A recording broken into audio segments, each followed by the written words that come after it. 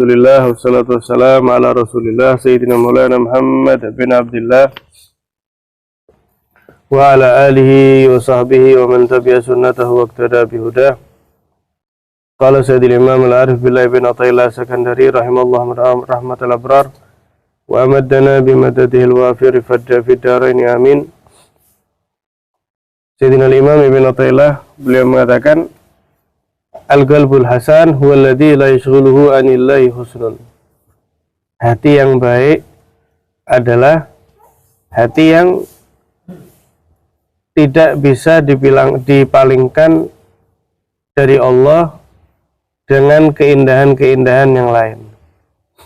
Jadi hati yang paling baik itu dikatakan hati yang ketika melihat keindahan dia mungkin menyukai keindahan tersebut karena memang itu sifatnya hati ya, kecenderungan kepada yang indah, yang baik, yang bagus. Tapi keindahan atau kebaikan tersebut tidak sampai memalingkan dirinya dari Allah Subhanahu wa Ta'ala. Maka yang pernah kita ceritakan itu ketika salah seorang wali dalam sholat malamnya membuka jendela, ternyata Allah perlihatkan bagaimana itu kenikmatan-kenikmatan yang akan ia dapatkan setelah wafatnya.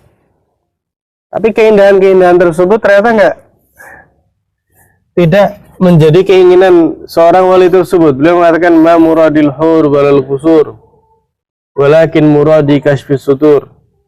Kata beliau, keinginan saya ini bukan istana, bukan bidadari seperti ini. Walakin muradi, tapi keinginanku dalam munajatku kepadamu ini ya Allah adalah dibukanya hijab antara diriku denganmu. Ini makomnya aulia ya, mudah-mudahan kita dikasih kebersihan hati, keindahan hati yang seperti ini. Kemudian beliau mengatakan, in aradta shifa'a qalbik fakhruj ila sahra'i taubah. Jika kamu ingin mengobati hatimu, maka keluarlah kamu menuju padang taubat. Karena memang hati ini kalau dikatakan sama Nabi SAW bisa sakit. Kata Rasulullah, ala unabbi'ukum bidaikum wa dawaikum. Maukah kalian saya kasih tahu penyakit yang bisa menimpa kalian dan obatnya? Maka kata Rasulullah, fa inna da'akum az-dzunub. Karena penyakit yang menimpa kalian itu, penyakit hati itu az-dzunub disebabkan oleh banyaknya dosa. Jadi semakin orang itu berbuat dosa, maka penyakit akan semakin menyerang dirinya. Ya penyakit hati, ya penyakit zahir, na'udzubillah min dzalik. Ya. Penyakit hati ini yang lebih bahaya. Kadang orang gak merasa, yang lebih parah itu kalau tidak merasa.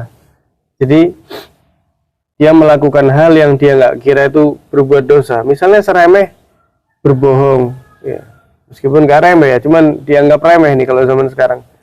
Berbohong itu yang penting bisa melancarkan apa yang ia inginkan, seolah-olah menjadi hal yang lumrah. Kemudian apa obatnya kata Rasulullah? Obatnya adalah banyak bertobat, beristighfar kepada Allah. Nah ini kata Imam Ibn Athaillah, kalau kamu pengen sembuh hatimu, keluarlah kamu menuju ladang taubat.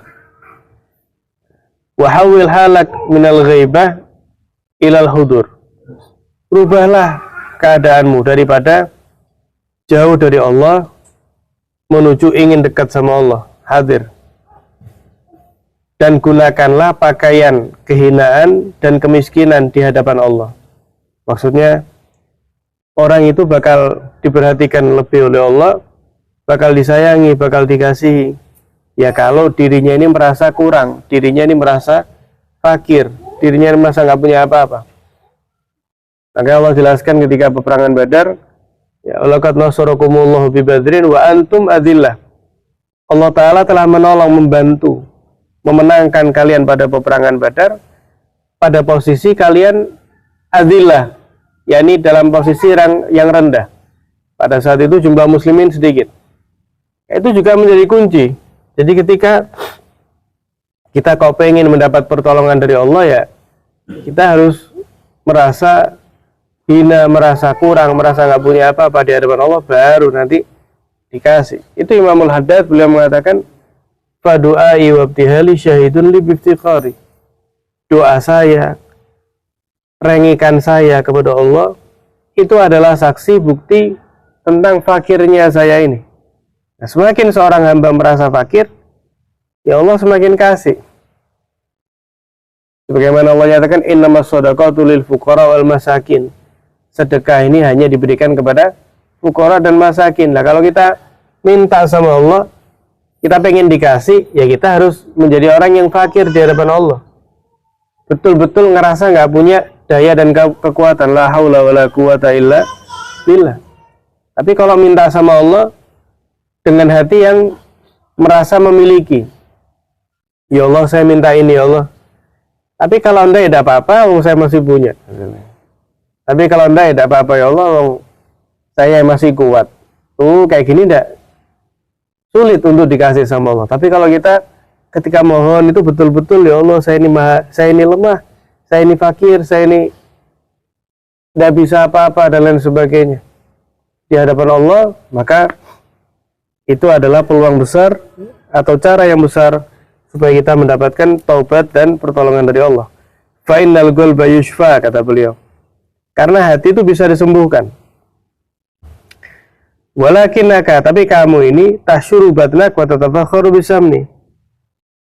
Kamu hanya, ini kata beliau ya, kamu hanya membesarkan perutmu dan kamu bangga dengan gendut, dengan badan yang besar. Maka permisalan kamu ini, kata beliau, seperti sapi yang menggemukkan dirinya untuk disembelih. Maka apakah kamu tidak merasa kamu ini sebenarnya sedang mempersiapkan dirimu untuk disembelih dan kamu tidak menyadari hal tersebut? Kemudian beliau mengatakan, la yafutka majlisul hikmah walau kunta ala ma'siyah. Ini penting sekali. Kata beliau, jangan sampai kamu ini ketinggalan majelis hikmah, majelis ilmu. Tidak enak saya ahli maksiat. Ini kata beliau, walau kunta ahli maksiat. Sekalipun kamu itu berada di dalam lumuran kemaksiatan, tetap harus kita paksakan untuk hadir di majelis ilmu. Mal faidah fi sama'il majlis wala aqdiru ala tarkil ma'siyah. Jangan kamu mengatakan fala taqul, jangan kamu mengatakan apa faedahnya saya dengar majelis ilmu sedangkan saya nggak bisa meninggalkan maksiat, saya masih tetap kok ternyata tetap maksiat. Jangan kamu bilang gitu. Bal ala rami an yarmiyah. Bagi seorang yang melempar anak panah, maka dia tetap dianjurkan selalu melempar.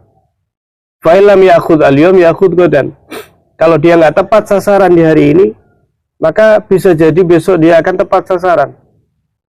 Nah, maka kita pun seperti itu. Jangan kemudian karena perbuatan maksiat kita menjadi berhenti daripada mencari ilmu. Jangan, tetap kita cari tadi itu ilmunya, kita cari barokahnya. Bahkan Al-Habib Ahmad bin Hasan Al-Attas beliau mengatakan bahwa ma yuqadu majlisu ilmin aw dzikrillah, tidaklah majelis ilmu atau majelis zikir itu dibuat illa wa insyaallahu min dzalikal majlis sahabah bayda, melainkan Allah Ta'ala menciptakan dari majelis taklim atau majelis zikir tersebut seperti awan yang berwarna putih. Dari awan yang warna putih itu kemudian majelisnya selesai, awan ini bergerak ke sekitar tempat yang diadakan majelis tadi itu. Fayasuquha ila qaumin lam ya'malu khairan qat. Awan itu kemudian keliling ke tempat yang di mana orang-orang tidak melakukan kebaikan. Namun wayumtiruha alaihim, awan tersebut menghujankan rahmat kepada orang-orang di sekitar tadi itu. Fayasiru kulluhum minas suada, sehingga orang-orang lain dijadikan orang-orang yang beruntung karena adanya majelis ilmu atau majelis zikir tersebut. Nah, kalau orang-orang sekitar saja mendapatkan imbas yang begitu dahsyat, maka bagaimana dengan orang yang menghadiri majelis ilmu tersebut? Nah, ini luar biasa. Di zamannya Nabi SAW ada 3 orang itu mau ngikut gabung taklim, mau ngikut gabung sama Nabi. Ada 3 orang. Yang satu cuman baru ngelihat dari luar gini, langsung nggak jadi, dia pulang melanjutkan perjalanan. Lah yang 2 ini mau masuk. Loh, ayo ini Nabi Muhammad ini, Rasulullah, ayo ikut gabung. Yang satu nggak mau pulang.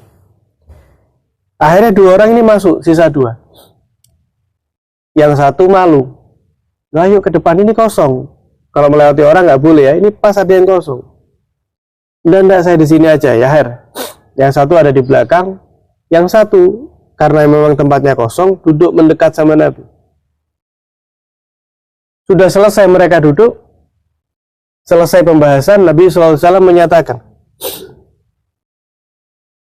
maukah kalian saya kasih tahu permisalan 3 orang yang baru saja ada ini. Adapun yang satu tadi ya, adalah orang yang ketika melihat ada majelis, dia tertarik, dia ingin gabung, bahkan dia mendekat. Fa'awa ilallah, dia kembali kepada Allah, maka Allah pun mendekatkan rahmatnya kepada dia. Gara-gara dia semangat, dia pengen semakin dekat, Allah pun berkali lipat mendekatkan dia dengan Allah. Adapun yang kedua, yang hadir tapi di belakang, fastahya, karena dia malu, dia enggan, maka Allah pun enggan darinya. Naudzubillah. Adapun yang tadi itu, yang cuma lihat kemudian langsung melanjutkan, dia berpaling dari Allah, maka Allah pun berpaling darinya. Naudzubillah min dzalik. Jadi maksiat itu jangan sampai kita jadikan alasan atau bahkan penolak kita untuk hadir di majelis-majelis yang baik. Keliru. Justru hadirnya kita di majelis ilmu, majelis zikir, ini semata-mata untuk kita berusaha menjadi pribadi yang lebih baik. Kita nggak boleh merasa diri kita ini baik, diri kita ini selalu kurang, dan setiap waktunya kita berusaha bersama-sama untuk menjadi pribadi yang baik, pribadi yang diridhoi oleh Allah, yang diridhoi oleh Nabi SAW. Ya, semoga kita jadikan seperti itu. Amin ya rabbal alamin. Wassallallahu ala sayyidina Muhammadin wa ala alihi wasallam. Alhamdulillahi rabbil alamin.